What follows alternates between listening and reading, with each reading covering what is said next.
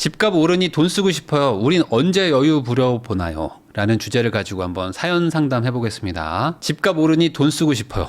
라는 아주 직관적인 제목의 사연입니다. 안녕하세요. 이제 돈을 좀 쓰고 싶습니다. 남들은 상급지로 넘어가려고 달려가는데 저희는 그만 좀 달리고 편하게 살고 싶습니다. 남편은 49살, 저는 44살, 아이는 이제 8살 됩니다. 초등학교 입학을 앞두고 30평대로 이사 가고 싶은데요. 2016년에 청약으로 성동구 아파트를 사가지고 5억에 샀는데 대출 4억 끼고 완전 저점에 산 거예요. 이 정도면은. 그래서 나름 진짜 영혼까지 끌어모아서 그때는 대출을 워낙 잘해줬기 때문에 영끌도 아니었죠. 너 집 왜 사냐? 그거 사면 망한다라고 할 때 잘 사셨습니다. 남들처럼 비슷하게 쓰지만 사치스러운 생활은 안 하고 1억 5천만 원으로 대출도 갚고 뭐 차도 바꾸고 하면서 열심히 사신 거예요. 남편은 현재 실수령액이 500 정도 되고 저는 부업을 해가지고 한 달에 100에서 200 정도를 벌고 있습니다. 아이는 7살 영유를 다니고 있고 학원도 다니고 있어가지고 사교육비를 300만 원을 쓰고 있고요. 90만 원 정도 대출이자 내고 남편 용돈 50만 원 내고 나머지로 생활비 쓰면서 추가 저축은 안 되는 상황입니다. 자, 영유를 보내면서 저희가 저축을 멈추게 됐는데 아이가 생기기 전에는 저희 수입이 500만 원이 되지 않았어도 한 달에 250은 저축했는데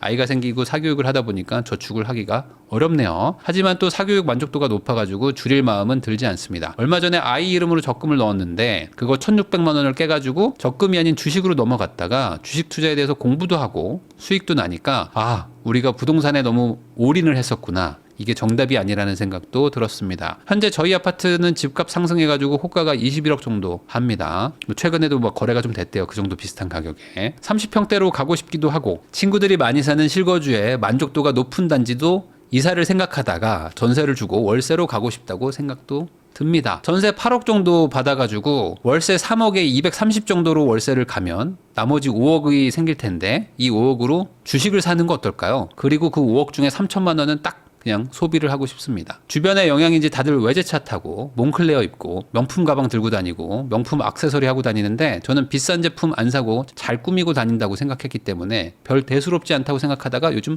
현타가 좀 왔습니다. 나이도 중년이 됐는데 뭐 명품도 없고 너무 저렴한 것들 쓰는 것 같아가지고 속상하기도 하고요. 매년 해외여행을 안 간 건 아닙니다. 동남아로 최대한 아껴가지고 포인트 모아가지고 해외여행도 가고 150에서 한 300만 원 쓰고 그랬습니다. 우리 순자산이 19억 정도 되는데 이제는 좀 써도 되지 않나? 라는 생각도 듭니다. 너무 아니란 걸까요? 저는 이번에 전세보증금 받아가지고 한번 써보고 싶어요. 그리고 모든 자산을 깔고 있지 않고 주식으로 굴려보고 싶습니다. 남편은 월세에 대한 거부감도 크고 저도 사실 불안해가지고 사연을 좀 보냅니다. 라고 얘기를 하셨습니다. 이런 분들 많아요. 우리가 나이가 이제 40대 막 중반에 후반이고 어떤 분들은 막 50대 정도 되셨는데 집 하나로 돈은 꽤 벌었어요. 대출도 별로 없어. 그러다 보니까 이제 사는 거는 큰 문제가 없습니다. 근데 이제 좀 써야 되나? 도대체 언제까지 안 쓰냐? 나도 좀 해외여행도 가고 명품도 갖고 하고 싶다라는 질문이 참 많다. 이런 얘기에 뭐 댓글이 많이 달립니다. 댓글 많이 달리는데 뭐 돈 벌어서 뭐 할래? 뭐 여행도 젊을 때 가야 된다. 뭐 30대에 가는 여행과 60대에 가는 여행이 같겠습니까? 뭐 이런 댓글들도 많이 달리고 뭐 젊음은 소중한 거다. 젊을 때 즐기세요. 나중에 돌아오지 않습니다. 그리고 항상 달리는 댓글이 하나 있어요. 뭐냐면 제 친구가 님과 똑같이 그렇게 살았다가 갑자기 큰 병 얻어가지고 하늘나라 갔습니다. 사는 게 뭐 꼭 저축이 정답은 아니더라고요. 뭐 이런 댓글들이 막 달리거든요. 이런 내용들이 틀린 건 아닙니다. 틀린 건 아닌데 이게 정답인 것도 아니에요.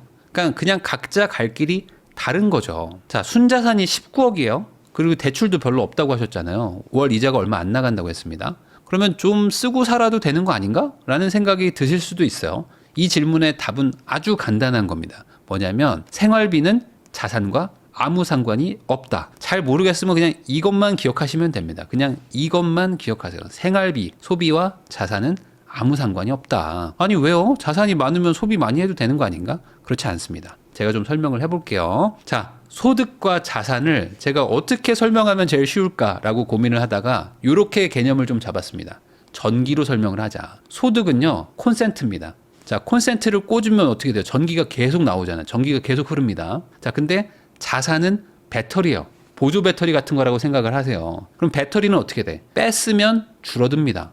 물론 배터리가 뭐 늘어나기도 해. 자산이니까. 그렇지만 기본적으로 자산이라는 걸 빼먹으면요. 배터리가 소모가 되는 거고요. 소득, 그러니까 내가 현금 흐름, 뭔가 급여를 받거나 뭔가 어딘가에서 사업을 해가지고 돈을 벌거나 하는 거는 전기가 계속 나오는 거예요. 이렇게 이해를 하면 아, 내가 돈이 얼마가 있는데 왜 못 쓰지? 라는 개념이 조금 이제 좀 명확해질 겁니다. 자, 여러분들 캠핑 좋아하세요? 저는 캠핑 좀 가거든요. 근데 뭐 저는 이렇게 백패킹이라고 해가지고 산에 가거나 뭐 그렇게는 안 하는데 만약에 산 속으로 갔다고 칠게요. 만약에. 그럼 여러분들 백패킹이니까 배낭에다가 막 매가지고 물건 다 꽉꽉 채워가지고 텐트부터 뭐 먹을 것까지 해서 산 꼭대기로 가겠죠. 그럼 그런데 가가지고 전기가 있습니까? 전기가 없잖아요. 그럼 이런데 전기를 많이 써야 돼요? 아니면 아껴 써야 돼요? 아니, 나중에 내가 내려올 때 무슨 일이 생길지도 모르고 최대한 배터리를 아껴서 써야 되겠죠. 이해되시죠? 자, 근데 만약에 내가 산속으로 배낭 메고 캠핑 갔는데 거기서 내 친구가 야, 전기 좀 마음껏 쓰자. 야, 여기서 좀 버너도 좀 키우고 여기서 뭐 냄비도 막 끓여 먹고 막 오디오도 틀고 막 하자. 배터리 막 쓰자. 라고 하면 내가 뭐라고 그래? 혼내죠. 야, 너 뭔 소리 하는 거야? 야, 우리 지금 여기 산속이야. 최대한 배터리 아껴서 써야 돼. 라고 얘기를 하겠죠. 이게 이해가 안 되는 분은 없을 겁니다. 왜? 배터리는 다르면 충전이 안 되거든요. 당장. 자, 근데 캠핑장 가잖아요. 캠핑장 가면은 뭐가 있냐면 실제 전기가 있어요. 물론 뭐 600와트로 제한이 돼 있긴 하지만 전기 콘센트가 있어요. 그럼 거기다가 이제 멀티탭을 꽂아가지고 전기를 막 씁니다. 어떤 분들은 거기다가 에어컨도 달아놓고요. 어떤 분은 TV도 갖다 놓고요. 되게 그냥 집처럼 해놓은 분들도 많아요. 캠핑장에 가면은 훨씬 더 여유롭게 전기를 쓸 수가 있죠. 그러니까 전기를 쓴다는 거를 소비라고 생각을 해보세요. 그러면 콘센트에다가 꽂아야지 소비를 할 수 있는 겁니다. 배터리에다가 꽂아놓고 소비를 하면요, 곧 있으면 이게 배터리가 끊겨요. 자, 이분들 보세요. 지금 남편이 실수령액이 500만 원 정도입니다. 그리고 이제 본인이 이제 부업을 해가지고 100에서 200 정도 사이를 버신다고 그랬어요. 그러면은 많이 벌면은 월 700만 원 정도 실수령입니다. 근데 지금 영어 유치원을 보내요. 애가 7살인데 영유에 300만 원 정도 가까이 쓰고 계시다고 했어요. 산속에서 배터리를 지금 최대로 돌리고 있는 거예요. 그러니까 이게 얼마나 위험한 거냐. 여러분들 이렇게 생각하면은 조금 이해가 잘 될 겁니다. 자, 산속에 있어. 보조 배터리 하나 메고 왔는데 옆에서 친구가 막 계속 배터리를 쓰고 있는 거예요. 그러면은 화가 나 안 나? 되게 위험하다. 왜? 야, 우리 내려가다가 조난 당하면 어떡할 건데? 뭐 이런 생각들 많이 하겠죠. 자, 근데 여기서 이제 또 질문이 나옵니다. 순자산이 19억인데 뭐 여행도 못 가냐? 맞잖아요. 이런 생각들 많이 하잖아요. 아니, 여행 정도는 가도 되는 거 아니야? 조금 뭐 돈도 써도 되는 거 아닌가? 영유에다가 뭐 돈 써가지고 그거 얼마나 한다고? 아니, 우리가 자산이 이렇게 많은데 이런 생각하는 분들이 많은데 이게 이런 개념이에요. 뭐냐면 수익형 부동산이 있고 차익형 부동산이 있습니다. 기본적으로 이제 수익형 부동산이라는 거는 뭐 상가라든지 건물 뭐 이런 거죠. 월세를 받을 목적으로 만든 거. 그다음에 차익형 부동산은 이제 아파트 위주입니다. 그러니까 월세는 많이 안 나오는데 시세 상승이 커가지고 결국에 팔아가지고 돈 버는 거. 자, 그러면 내 부동산은 콘센트입니까? 배터리입니까? 아파트라는 건 기본적으로 배터리에 가까운 거예요. 그러니까 얘를 잘 가지고 있어야 돼요. 최대한 유지를 오래 해야 됩니다. 상가나 건물 같은 것들은 임차가 잘 맞춰져 있으면 매달 돈이 나오니까 현금 흐름이 생기는 콘센트인 거죠. 자, 이분들은 지금 보세요. 전세를 한 8억 정도 주고 우리가 나가가지고 3억에 230만 원 정도의 월세를 얻어요. 그 다음에 5억의 현금이 생기잖아요. 그럼 이 5억을 가지고 주식을 해보고 싶다고 말씀을 하셨어요. 그리고 그 5억 중에서 3천 뚝 떼가지고 좀 쓴다. 그러니까 뭐 3천만 원을 어디다 쓸까라는 건 얘기는 안 해주셨지만 이런 마인드가 지금 가지게 되신 거잖아요. 그 말은 뭐냐? 이렇게 해석해도 큰 무리가 없다. 가지고 있는 배터리를 부셔버리겠다라는 것과 크게 차이가 없다.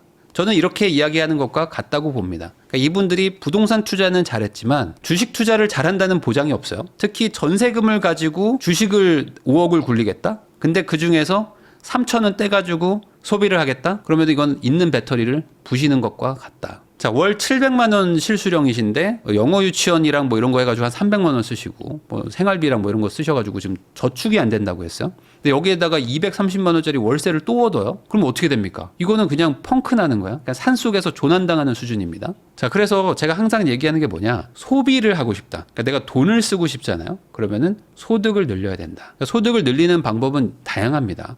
뭐 건물을 사가지고 뭐 상가를 사가지고 임차를 맞춰서 월세를 받는 경우도 있고요. 뭐 배당주를 사가지고 배당이 이제 따박따박 돈이 들어오게 하는 경우도 있죠. 뭐 자영업 같은 거, 뭐 가게를 차릴 수도 있고 사업을 하거나 해가지고 뭔가 거기서 현금 흐름이 생기는 거죠. 그러니까 내가 일을 하긴 하지만 일하는 거 대비 현금 흐름이 커지는 이런 것들을 만들면 그때는 소비를 좀 하셔도 돼요. 근데 이런 거 없이 자산을 팔아가지고 충전해놓은 배터리를 빼먹으면서 그걸로 소비를 해야지 라고 생각하시면은 안 된다. 제가 항상 얘기하잖아요. 이 실거주 집은 연봉의 10배 정도가 최대치라고 생각을 한다. 이렇게 말하는 이유가 이 사연자에게도 사실은 해당이 됩니다. 왜 그러냐면 다들 외제차 타고 다니고 몽클레어 입고 명품 가방 들고 다니고 명품 액세서리를 하고 다닌다. 내 주변 사람들은 다 그런다는 거예요. 근데 나는 원래 안 그런 사람인데 요즘에 현타가 오는 거예요. 왜냐면 아니 나도 비싼 집에 사는 사람이거든요. 근데 그 주변 사람들이 막 돈을 써. 그러니까 나도 휘둘리지 않을 수가 없습니다. 그 사람들이 뭐 커피를 마시고 차 한잔 할 때 얘기 안 하겠어요? 그 부자 동네들은요, 기본적으로 여름에 휴가 어디 가가 아니에요. 어느 나라 가냐고 물어보지 휴가를 가냐 안 가냐 뭐 이런 얘기를 하지 않습니다. 그러니까 당연히 해외를 가는 거고 당연히 방학 때는 어딘가 뭔가 좋은 데를 가는 거지 연휴 때 무조건 가는 거예요. 그러니까 그런 동네에 살면은 내가 그런 거를 좋아하지 않아도 하게 됩니다.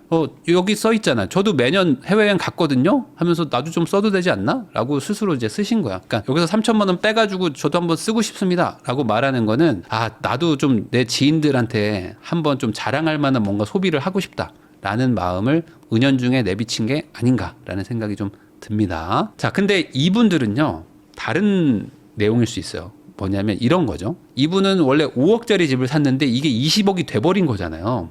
그러니까 저는 그냥 이 동네에 계속 거주했을 뿐인데 근데 집값이 올라버렸어요. 그래가지고 연봉의 10배를 이제 넘어버렸잖아요. 연봉의 10배를 지금 아득히 넘었습니다. 근데 내가 살던 집인데 이사 갑니까? 라고 얘기를 하실 수 있는데 저는 그래도 가급적 이사를 가는 거를 추천을 합니다. 왜 그러냐면 5억에 산 집이 10년이 지나가지고 이제는 20억이 돼버렸는데 아마 그 5억에 살 때는 그 동네가 지금처럼 그렇게 소비가 과하게 높은 동네가 아니었을 확률이 높습니다. 집값이 많이 올랐잖아요. 그러니까 이제 사는 사람들의 소득 수준과 소비 수준이 많이 올라가 버린 거예요. 그러니까 내가 오른 게 없어도 남들이 바뀌어 버리니까 내가 상대적으로 위축되는 겁니다. 자, 나는 그대로죠. 나는 그냥 여기서 10년 산 게 다야. 그렇지만 내 이웃들은 최근에 이사 온 사람, 최근에 20억 주고 집 산 사람, 25억 주고 집 산 사람들이 섞여 사는 거잖아요. 더 문제는 아이가 어리죠. 아이가 지금 7살 뭐 이런데 영유를 다녀요. 그러니까 영유는 기본적으로 돈 많은 사람들이 보내는 곳이거든요. 그러니까 거기에서 생기는 인맥과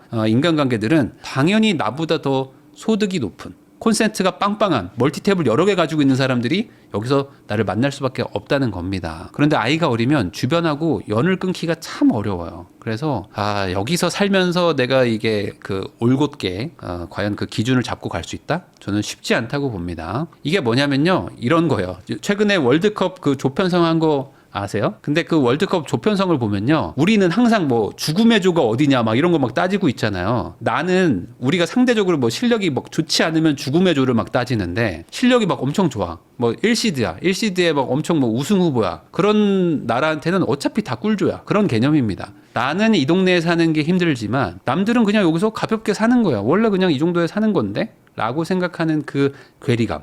이 괴리감이 나를 되게 힘들게 할 것이다. 이 분들이 절대 나쁘게 사는 게 아닙니다. 되게 잘 살고 있는 거거든요. 뭐 투자도 잘 돼 있고 저축도 많이 하셨고 충분히 잘했는데 내가 너무 죽음의 조에 들어와서 여기서 살고 있는 거죠. 근데 이게 다행인 게 뭐냐, 조편성을 내 마음대로 할 수 있다는 거예요. 그러니까 월드컵 조편성은 뽑히면 그냥 거기서 뚫고 나가야 되잖아요. 근데 우리는 다릅니다. 내가 실거주를 딴 데서 하면 돼. 그러면 조 편성이 바뀌는 거잖아요. 굳이 내가 죽음의 조에서 경기를 뛸 필요가 없다. 자, 영유를 보내면 안 됩니다.